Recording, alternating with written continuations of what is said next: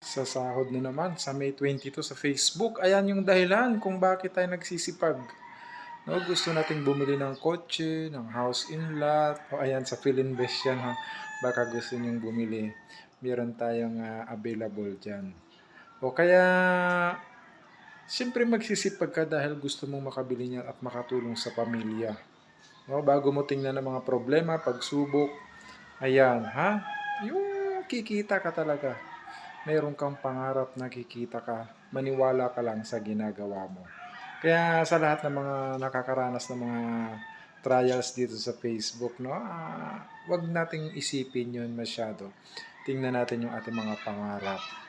Ay, magkaroon ka ng asinlat, magkaroon ka ng sasakyan at makatulong sa pamilya. Ayan po, kaya lagi tayo nag-upload na nagsisikap. Ayan ang ating mapipay out, yung Ninja Samurai at Lion of Judah malapit na. Magsikap lang.